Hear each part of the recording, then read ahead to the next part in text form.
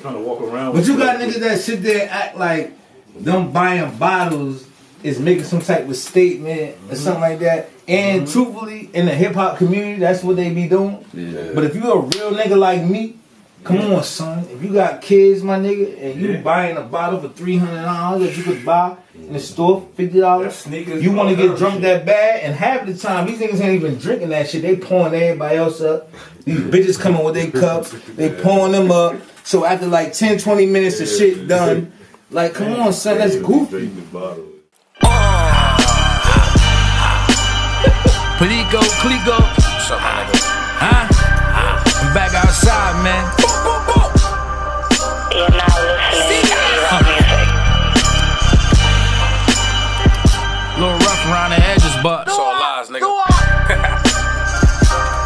Let's do it. What's up, world? It's Hgmtv, dthfilms, with the one and only, It's do-up, baby. Sick as a crap, baby, in the shoebox, a Pyrex Prophet. Yeah, I got it. Hey, that's the funny part about it. You know, I'm so used to calling you Dooley, you know. Nah, do-up Gaddafi, that's the new shit. Yeah, that's dope, man. Where you get that name from? I got that name from, the crazy shit is, I don't even know too much about my man. You know what I'm saying? Yeah, I got you. But I respect, as I looked it up, I respect what he was trying to do before they killed him. Yeah. You know what I'm saying? And I just felt like he bled for what he believed in, and I feel the same way. So I just monikered the name, and it sounded snazzy with my regular name, so I just connected. And I wanted to stray away from the whole L Dooley stuff because we came out around 08. So now it's 2018, like 10 years in with that same name. Yeah. And I just wanted to just reinvent my whole system. Do something, you know what I mean? Yeah. Like, just cleanse yourself. And it just sounds a lot more powerful. It represents growth to me, and this truthfully what I'm trying to do, because one thing that I understand that he tried to do was he tried to grab the value of the money back to the gold instead of being paper money. Yeah. So I just feel like I'm a lot more valuable now. So I ran with that name to represent that. Like I'm a more valuable brand now than I was years ago. You know what I mean? That's dope. That's dope. Where you from? I'm from Irvington, New Jersey / Newark, New Jersey. Because truthfully, I done lived in 10 different hoods. From Irvington to Newark to East Orange, I done lived in a million different hoods. From North Arlington to 100th Street to Chancellor Ave. Like, I'm just Essex County. I'm like the Essex County, like Christopher Columbus of the Essex County shit. Like, for real. Like, I've been all over this shit, yo. Like, and still, like, I mean, because I'm still in the hood. I'm still around here, so I might get a crib in EO, get a crib in Orange. I might get a crib in Newark. Like, I mean, I'm a Jersey nigga. I'm an Essex County nigga to the max. Jersey. Okay, I see, man, that you work with a lot of artists, man. Name some of them artists you work with. Well, I work with Max B. Free Max B, by the way. Free Max B. French Montana. Shout out to him. I worked with Joel Santana even during the whole Max B and Dipset beef. We worked my nigga Roos Spitz, SAS, and they was Dipset from London. Arsenal, Sue Surf. Damn, you really want to do this now? I got mad niggas, yo. I work with mad niggas, yo. Even niggas from Chicago, like Drewski, Lil Durk cousin, rest in peace, that died, and a bunch of people. My bad, son. I'm kind of lit a little bit, so I can't remember everybody, but hella niggas though. So what's the relationship like with Max B? You know, I remember the whole Call My Connect thing. You know, he was on there. Max B was a great guy. Max B, he still is a great guy. He just was always like, because we met Max B through Lazy K. Okay. I'm gonna tell you how that whole shit went. Jersey. Shout out to Lazy K, shout out to Murder Baby. I'm gonna tell you how that whole shit went. What happened was, and this is even how me and T-Bird got. Cause I know T-Bird from the hood. We grew up in the same neighborhood, but he approached me about music. And I was still in the streets and trying to like sell coke and but he just approached me one day and he just kept coming to me like, yo bro, I need to holler at you, but I'm doing mine, I'm hustling. So I'm like, come on bro, we don't want to but a lot of people don't understand that I've been rapping in the hood for years. I've been rapping in the hood since like 01. You know what I'm saying? Like, I used to be Raspberry Rocker brother Mitty, shout out to Mitty. That was my first manager that I ever had. And because my rap partner, they related, they cousins. Yeah. So he was like doing music and stuff, and he was our manager, and he put us on like tours, like mixtape tours. He's the one that pretty much showed me how to get my feet wet and run around, and you know what I'm saying, like this how the music shit is. He used to have us on some Jackson 5 shit, my nigga. Like, it used to be 3 of us. It used to be me, my man Daddy Dog, and my man Yaz. And he used to have us perform in front of him in my homie living room. They'd be like, push the couches to the side, and y'all niggas, like 3 niggas, like y'all niggas rap.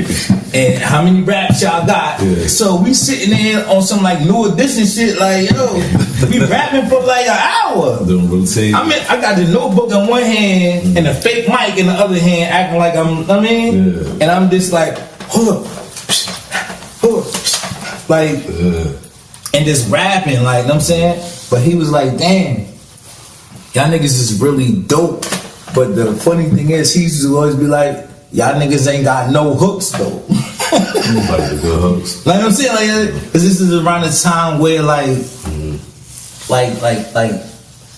Fab had the shit with like Lil Mo. I got you. And shit like that. Yeah, so it's like around that time, it wasn't just about bars, because right before that time, it was about bars.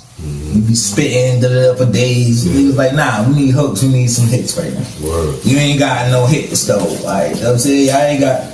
So we had to like, and we was doing like crazy stuff, like doing I remember we had the day that Life Jennings, singer, he got his deal because it was a club in New York called Cheetahs. I don't know if niggas remember Cheetahs, but Cheetahs used to be lit. And I think the nigga AJ from 106 Park used to have like part ownership of Cheetahs. So they had like a showcase with like 20 artists, and we came in second place, brought the whole hood through. I'll be putting that clip on Instagram and all that, because somebody was filming that day, and it was just like a lit time for the hood. It was like, yo, y'all really like doing something. You know what I'm saying? Yeah. So we got second place, and I mean, we ain't really it didn't work out. But Life Jennings, we was second, and Life Jennings came in first. And I knew Life Jennings was gonna win because he was playing the guitar and the Apollo and all that. So I knew him already. I'm like, yo, this nigga right here, he's lit. Like, trust me, that he's a problem. He gonna win this show. Niggas ain't even watching the Apollo. They looking like, who? Like, I'm like, nah, trust me, this nigga right here, he's crazy. Wow. He wins. And the reward for the showcase was you get a deal with Sony. Wow. You got like 20 hours studio time with Sony. That's what it was. Wow. And he ended up being signed to Sony. He got them 20 hours. And he showed and proved, and he did what he's supposed to do. Yeah, he like Genesis. And then once he did that, we went right back to the block and was cooking and selling crack again. And then that's when T-Bird came back around, because he had hooked up with Lazy K and them, and introduced me to the hip hop shit again on a serious level. Because in the time between that, I was just doing hood nigga shit, you know what I'm saying? So when he came with that, it kind of just like the light bulb is twisted. Like, damn, bro, you could still, like, you know what I mean? And then we had just kicked up. Like, we just started doing our thing. Yeah, I seen you guys was doing a lot of stuff out there, man. But what's the state of that right now? What's that like? That's not with us. With me and him. Yeah. Well, me and Bird is great because, truthfully, at the end of the day, that's my brother. I love that nigga, son. Like, I love that nigga like one of my mother's sons. I got you. Like, you feel me? He did so much for me. And I did a lot for him too, but this speaking from, he did so much for me because he just believed in me so much because while we was doing the other shit, he was there for the whole shit. He was one of the niggas that used to be like, yo, can I be in a group with y'all? Like, because bro always wanted to, you know what I'm saying? Yeah. And you know, we had our own thing. So we were like, yeah, son, like, we got you. And it wasn't even on no playoff shit. It was just like, nah, son, like, this time gonna come. But it was crazy because the way time flipped, he ended up coming to me with an opportunity. Like, you know what I'm saying? That's why you can never shit on people. You can never sit there and disgrace anybody, like, you know what I'm saying? Or act like somebody is like less than you or whatever, because he came to an opportunity with me that just took me to a whole nother, it changed my life, like, you know what I'm saying? And I'm not even gonna sit here, even though a lot of people sit there and be like, yeah, like, we have our little issues, but that's personal shit. Like, that's like you and your brother, your son, if y'all have an issue. That's in-house shit, you know what I'm saying? Like, nobody can't really sit there and tell me anything about what me and him got going on because they wasn't there. Even if you thought you was there, if you sat with us for all them years, and niggas be like, I was there when they argued. You wasn't there, though. You feel me? You wasn't there when, after that, we had a phone conversation that morning and a nigga hit me or I hit him like, yo, son, I was tripping last night. Like, niggas wasn't there for that. That's the shit that a lot of people don't get. They'll see somebody feel away and be like, he don't fuck with him completely. Kind of like a Jim and Cam type of thing. You know what I mean? But I don't like to compare it. But truthfully, that's kind of, when I see they shit, it kind of remind me the same way because everybody know how them two rock. You know what I'm saying? Cam first album, he had a song with Jim and his mother on the shit. Me, my mom's and Jimmy was the name of the song. If you don't fuck with a nigga, like, come on, sir. You got an industry track. Talk about you, your best friend, and your mother, and that's the title. Like, that's a different type of relationship. You know what I'm saying? Our relationship is different. Like, so even though people might be looking at me right now, like, you changed your name, you don't rep the Sky High stuff, you do this. Alright, well, at the end of the day, all that is for a reason. But at the end of the day, I still love that nigga and I wish him the best for life. I don't care what. I don't care. We feel me. 85 years old. Like, that's my nigga. And I don't care what he might have said. You know what I'm saying? Because that's my nigga. I know him. We talked not too long ago. A lot of people don't understand that.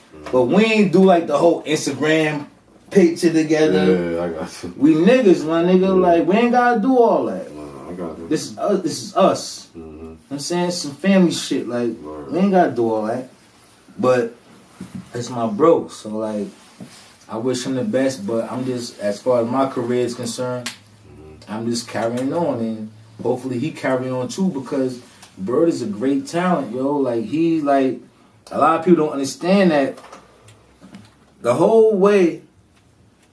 I hope we got time for this because let's try to wrap this up. I mean, but the whole way that we even connected was because, like I said, I had a whole nother group, and he got the lick from Lazy K, so they came to him like they had the mixtapes, and the artwork on the mixtape was getting done by Miami Chaos, who was a big graphic designer back then. You know what I mean? So once he showed me that, I was like, damn, you get me on one of these? He like, yeah, I want to get you on you and your man Daddy Doe shit. I'm like, cool. And whatever happened, Daddy Doe, it ain't work out with him, so it was kind of just me by myself. Yeah. And I got tired. I was writing so much that I got tired of hearing myself, so I had a hook one day. Or did I have the hook? He might have had the hook. I don't know. It could be, it's arguably, but we were just working one day, and I was like, yo, I'm tired of doing all the music, the hooks, the da-da-da-da. You need to say this hook. And when he said it, I was like, yo, your voice is incredible, son. Your voice is some more other shit. Like, Sad boy, you need to do all the hooks on this mixtape right now because that's how it was coming. I was like, yo, this is a bunch of shit going on, and you hot. Me and you back and forth, it just came like boom, damn. I finessed the verses, he finessed the hooks, it's lit.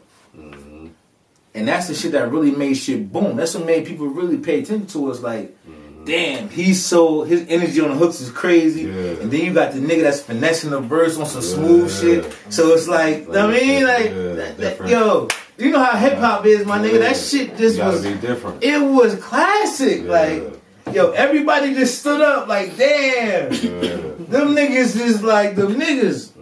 But as we progressed and then we started working with a bunch of different people and, you know, the business just turned to the business, man. Like, I mean, like, I ain't even really no explanation for it, but at the end of the day, that's still my man. We had our differences, but we still good. For everybody who don't, you know, who ask questions and wonder why, like, oh, Dwop doing his own thing, he changed his name, Birdie over here, he did this, like, it's not even no discrepancy. We had our issues, but we fixed them, and we understand that everybody's going their own path, and at the end of the day, it's all going to be greatness, you know what I'm saying? Like, period. When it's all said and done, everything's going to be great. So, what kind of, where can they find your music? What projects you got going on? What's coming out? Well, I got an EP and an album coming out. The EP's called Illegal Tender, and the album, I'm kind of debating about the title, but I'm kind of thinking to call it Battle Tested. Cause that just has felt high in. Like, you know, a lot of niggas say they war ready. War ready. You say you war ready, you ain't even get in nothing yet. Yeah. I've been around, I'm battle tested already. They already know, you know what I'm saying? So this is a different type of sauce we cooking with, you know what I mean? Gotcha. So like I'm still debating though, like, you know what I mean? And all that's gonna drop around January. And I'm just gonna keep cooking, man. I'm just gonna, you know, and shout out to rest in peace to Jersey Block Boss 2. Yeah, rest in peace. You know, the homie Cut, like, you know what I'm saying, who passed away this morning. Wow. And like, yeah. Wow, I know this morning? Yeah, this morning. Yeah. Word. So like, it been so many people who've been helping me and just like, because I'm gonna keep it real. When the shit hit the fan, a lot of motherfuckers wasn't rocking with your boy Dwop Gaddafi, you hear me? They wasn't rocking with Dooley, but they rock with Gaddafi now. You feel me? Because, I don't know. It just be how, I mean, like, niggas just, but now that shit back popping off, like, I ain't even going like, take nothing away from the niggas that's popping back up again now, but y'all know who y'all is. Like, a lot of people wasn't fucking with me for like a good, like, 2-3 years. Niggas wasn't fucking with me, like, you know what I'm saying? I couldn't even get a phone call or a pickup from a lot of people who I did a lot of shit with. So shout out to my niggas like Clico and I know who y'all is. Bunch of y'all niggas, man, but shout out to niggas that really know that they ain't answer my calls and I don't call y'all no more, so that's why we don't talk, but you know what I'm saying? But when shit was lit, niggas was like, you feel me? Every morning, 9 o'clock, Dwop, what you doing? You coming to the, like, come on, son, y'all niggas need to stop, because at the end of the day, it's not, we all gotta support each other, man. You feel me? You gotta be real out here, son. Like a lot of these niggas ain't 100. Right. Right. Like a lot of these niggas ain't even two. Like they ain't even. You know, that's what I promote. You gotta support. You gotta help each other, man. That's how you gonna get it. But man, we gotta get out of here, man. You know, it's a pleasure. You know, you my man's. You know I love y'all, man. Doo-wop. Shout out to Hgmtv, El Doo-wop. Shit is a crap baby in the shoebox. You know what it is, man. I mean, Shout out to dthfilms, Bond Fun, Rags. Damn, the list goes on. Bluntsville, we out here. You know, we working. shout out to Drop Top too.